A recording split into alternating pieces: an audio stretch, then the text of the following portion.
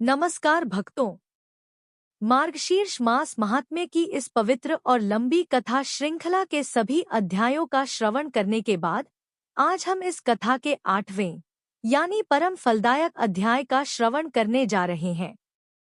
यह अध्याय उन सभी भक्तों के लिए अंतिम दिव्य उपदेश है जिन्होंने पूरी निष्ठा से यह मास पूर्ण किया है।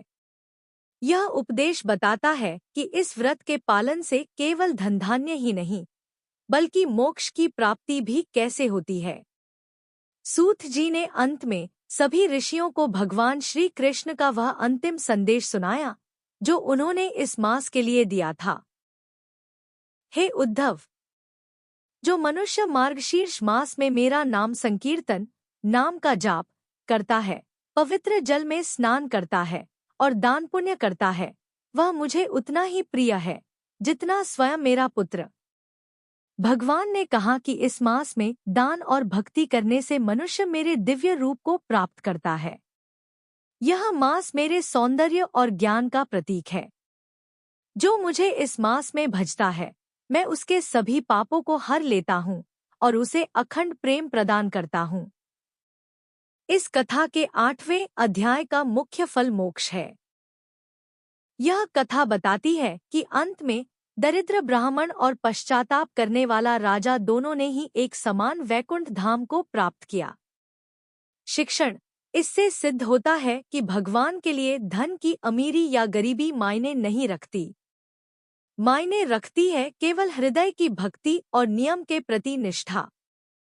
परम ज्ञान: मार्गशीर्ष मास हमें सिखाता है कि जीवन में संतोष, क्षमा और अहंकार का त्याग ही परम ज्ञान है। जिसने इस मास में अहंकार को त्याग कर सेवा की, उसे ही अंतिम फल प्राप्त हुआ। इसलिए इस मास में किया गया हर छोटा बड़ा सत्कर्म हमें सीधे वैकुंठ लोक की ओर ले जाता है।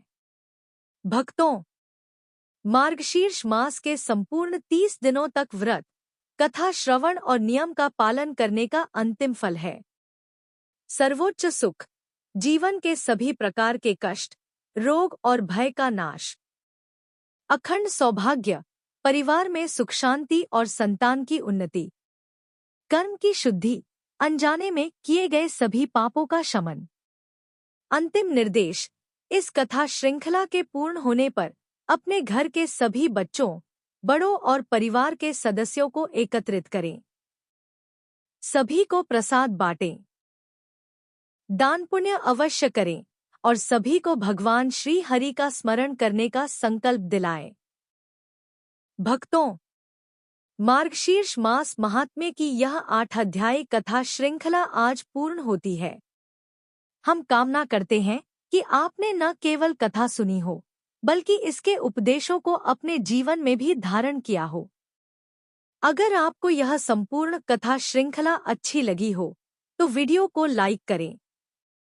इस कथा को अपने प्रियजनों के साथ शेयर करें और ऐसी ही ज्ञानवर्धक और भक्तिपूर्ण कथाएं हर दिन सुनने के लिए हमारे चैनल को तुरंत सब्सक्राइब करें।